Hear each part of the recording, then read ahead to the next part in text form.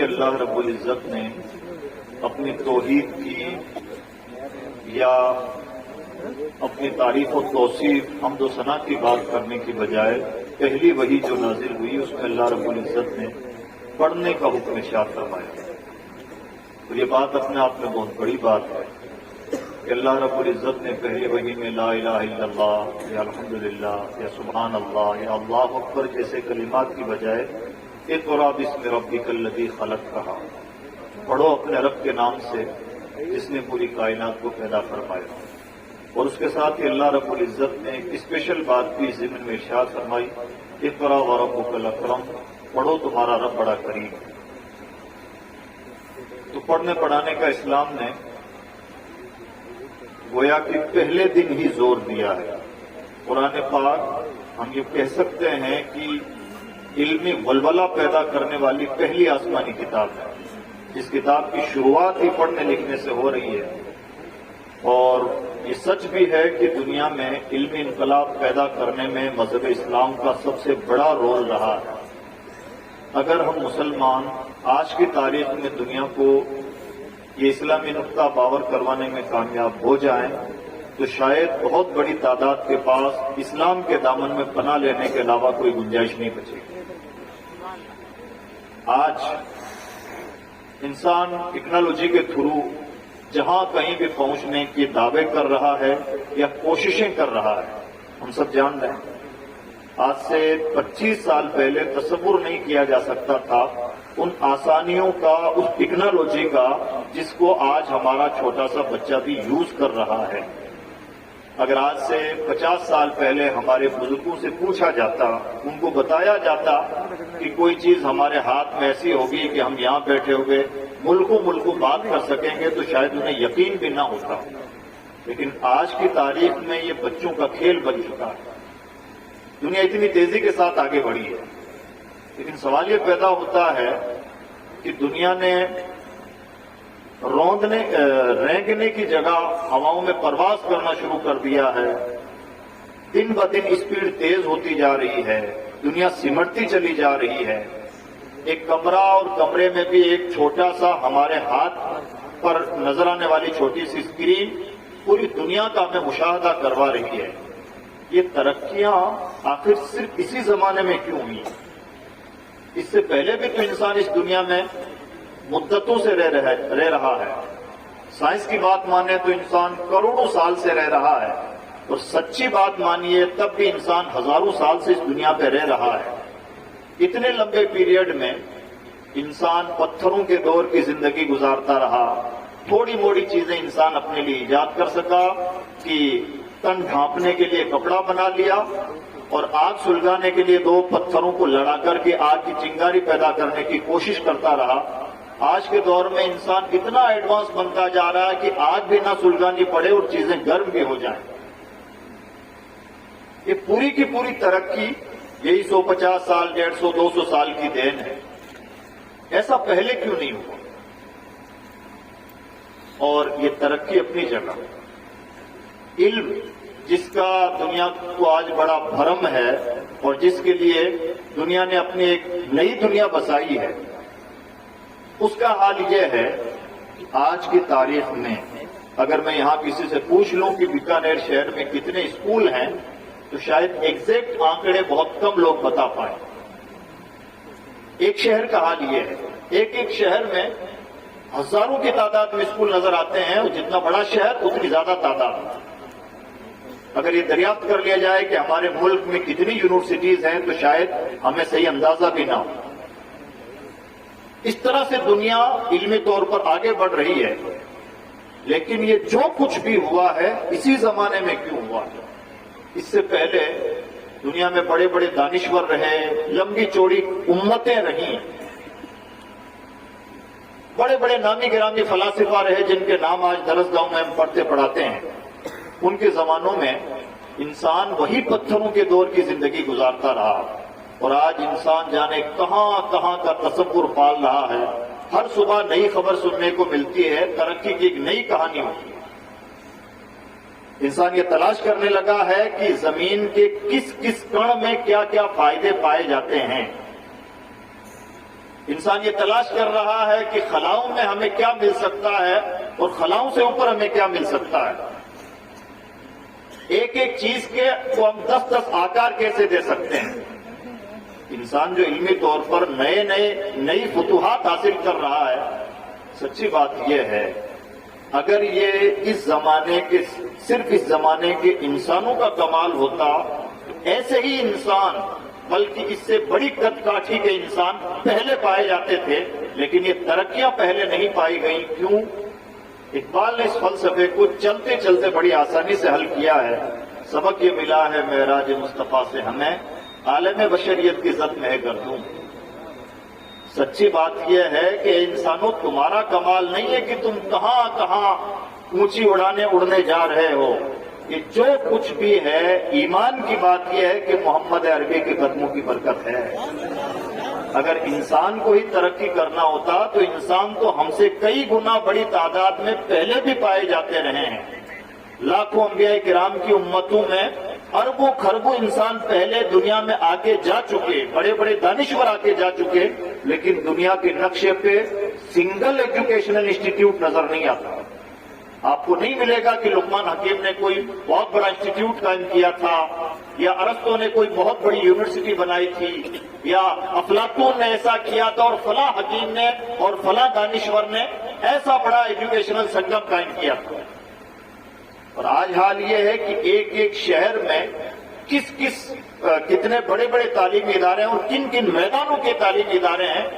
اگر ہم government of India کے ریکارڈ میں یہ تلاش کرنا شروع کریں کہ انڈین گورنمنٹ کے انڈر میں جو تعلیمیں دی جاتی ہیں ان کی لسٹ کیا ہے، تو مجھے لگتا ہے کہ اس لسٹ کو کھنگالنے میں آدھا گھنٹے کا وقت لگے گا.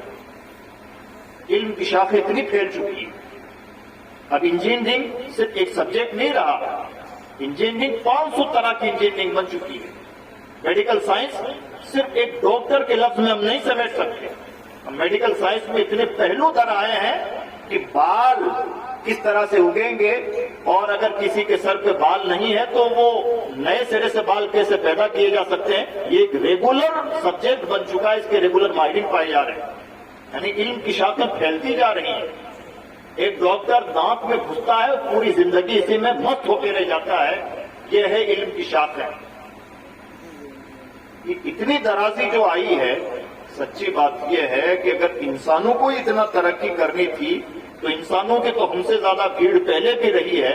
یہ ترقی انسانوں کی نہیں ہے. یہ جو کچھ بھی علمی ولولہ ہے یہ اس پیغمبر کا ولولہ ہے جس نے ہمیشہ اہل علم کی قدر کی، اہل علم کی مجلسوں میں خود تشریف فرما ہوتے، اہل علم کی حوصلہ افزائی فرماتے، اور اس طرح سے حوصلہ افزائی فرماتے اور اس قدر ماحول بنایا. ایک زمانے میں حضرت سیدنا فاروق اعظم رضی اللہ تعالیٰ عنہ نے اعلان فرمایا، لا یبیع فی سوقنا الا من قد تفقہ فی الدین. ہمارے بازار میں شاپنگ کرنے کے لیے وہی آئے جو مفتی ہو. یہ ہے معیار علم. حضرت عبداللہ ابن عباس رضی اللہ تعالیٰ عنہ اعلان فرماتے ہیں، میرے اونٹ کی نکیل گم ہو جاتی ہے تو میں قرآن پاک سے تلاش کرتا ہوں. یہ ہے شاگردوں کا حال. خود اپنے شاگرد کے بارے میں حضور فرماتے ہیں، مجھے اللہ رب العزت نے علم کا شہر بنایا ہے، علی اس کا دروازہ ہے. یہ شاگردوں کا معیار علم ہے. استاد کا معیار علم کیا ہے؟ استاد کا معیار علم یہ ہے، اللہ رب العزت ارشاد فرماتا ہے، وَعَلَّمَكَ مَا لَمْ تَكُنْ تَعْلَمُ. دنیا میں جب بھی کسی کو سرٹیفکیٹ دیا جاتا ہے تو یہ سرٹیفکیٹ دیا جاتا ہے کہ فلاں شخص کو اس چیز کی نالج ہے. جیسے یہ علماء کرام تشریف فرمائے، مدرسوں میں جب کوئی بچہ حافظ یا قاری یا عالم یا مفتی بنتا ہے تو یہ سرٹیفکیٹ دیتے ہیں کہ اس بچے نے اس ٹائم سے اس ٹائم تک ہمارے یہاں تعلیم حاصل کی اور ہم اس بات کی تصدیق کر رہے ہیں کہ یہ بچہ عالم ہے، حافظ ہے، قاری ہے. سیم پروسیس ماڈرن ایجوکیشن کے ساتھ ہوتا ہے. آپ نے ایسا کوئی ادارہ نہیں دیکھا ہوگا یا ایسی کوئی صنعت نہیں دیکھی ہوگی جہاں پر یہ کہا جاتا ہو کہ جو جو نہیں جانتے تھے سب سکھا دیا. اللہ رب العزت نے اپنے حبیب کو صنعت عطا فرمائی.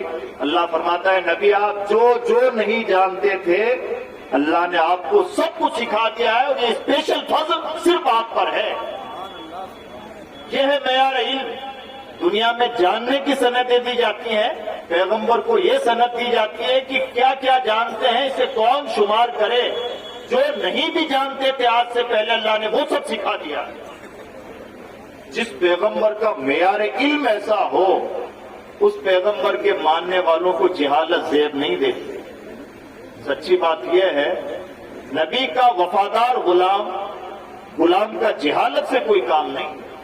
اس لیے ہماری بہت بڑی ذمہ داری بنتی ہے کہ ہم تعلیمی طور پر اپنے آپ کو جتنا اویئر کر سکتے ہیں وہ کریں۔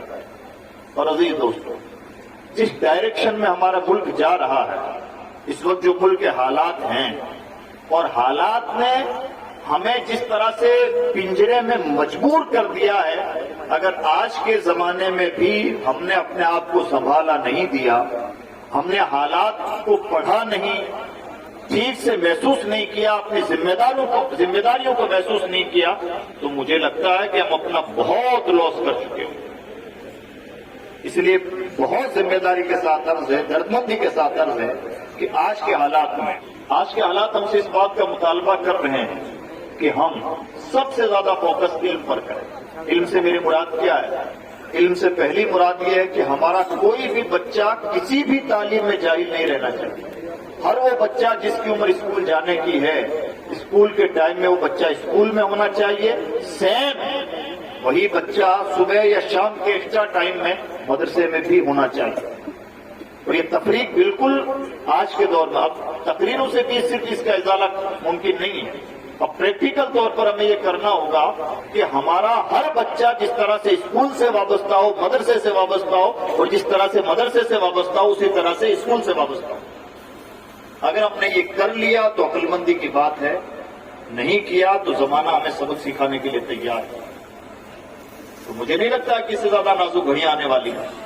آپ ایک دور افتادہ جگہ پر ہیں، آپ کو شاید ہو سکتا ہے حالات کی نزاکتوں کا کما حق کو احساس بھی نہ ہو، لیکن اگر گہری نظر رکھتے ہیں ہم یہ پائیں گے کہ حالات بہت تنگ ہو چکے ہیں۔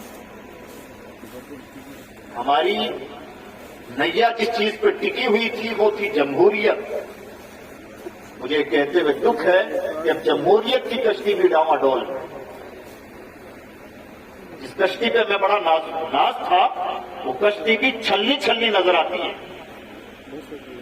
ایک تسلسل ہے، ہم چاہے فیصلے دیکھ لیں، ہم بیانات دیکھ لیں، انتظامات دیکھ لیں، کس پہ بات کیجیے۔ بہت ساری باتیں وہ ہیں کہ ہم یہاں کر کے پھنس جاتے ہیں اور ہمارے عوام کے کانوں پر جوں تک نہیں رہتی۔